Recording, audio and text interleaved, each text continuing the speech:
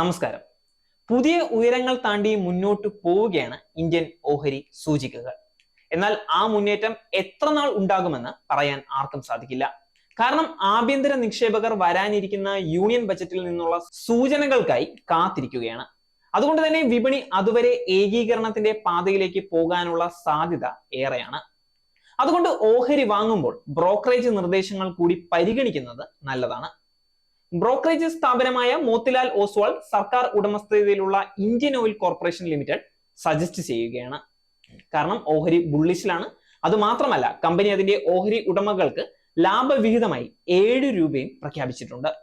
ജൂലൈയിലാണ് ഇതിന്റെ റെക്കോർഡ് തീയതി. അതുകൊണ്ട് തന്നെ ഇന്ത്യൻ ഓയിൽ കോർപ്പറേഷൻ ഓഹരിയുടെ കൂടുതൽ വിശദാംശങ്ങൾ നമുക്കൊന്ന് പരിശോധിക്കാം.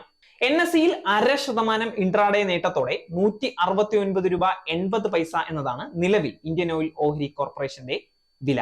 കഴിഞ്ഞ ഒരു മാസത്തിനിടെ 4.94%, 6 മാസത്തിനിടെ 37.16% വളർച്ച നേടാൻ IOCക്ക് സാധിച്ചിട്ടുണ്ട്.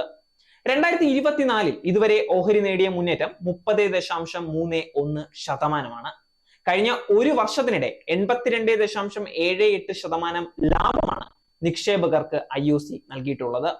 196 രൂപ 80 പൈസയാണ് 52 ആഴ്ചയിലെ ഏറ്റവും ഉയർന്ന ഓഹരി വില. 85.5 രൂപയാണ് ഏറ്റവും താഴ്ന്ന വിലയും.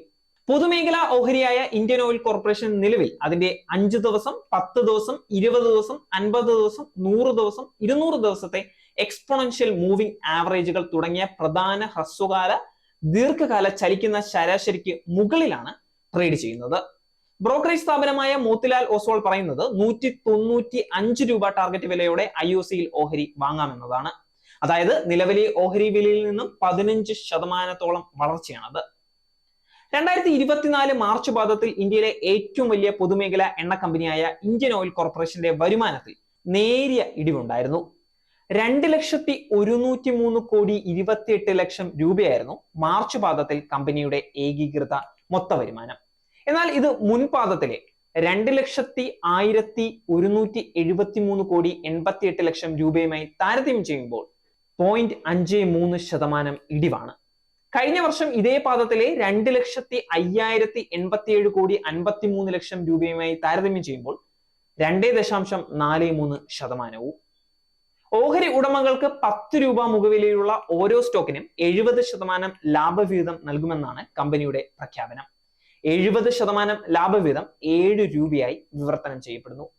IOCയുടെ ഡയറക്ടർ ബോർഡ് മെയ് 30 നടക്കുന്ന യോഗത്തിൽ ഡിവിഡന്റ് പേയ്മെന്റ് ലഭിക്കാൻ അർഹതയുള്ള ഷെയർ ഹോൾഡേഴ്സുമാരുടെ യോഗ്യത നിർണ്ണയിക്കാൻ റെക്കോർഡ് തീയതി 2024 ജൂലൈ 12 നിശ്ചയിച്ചിട്ടുണ്ട്. AGMൽ പ്രഖ്യാപിച്ച തീയതി മുതൽ 30 ദിവസത്തിനുള്ളിൽ യോഗ്യരായ ഓഹരി ഉടമകൾക്ക് 7 രൂപ ലാഭവിഹിതം നൽകും. നേരിന്റെ വാർത്തകൾ നിങ്ങളുടെ വിരൽത്തുമ്പിൽ എത്താനായി സാക് ന്യൂസ് ചാനൽ സബ്സ്ക്രൈബ് ചെയ്തും ഷെയർ ചെയ്തും ഒരു ശരിയായ മാധ്യമ നിലപാടിന് നിൽക്കാൻ ഞങ്ങൾ നിങ്ങളെ ക്ഷണിക്കുന്നു.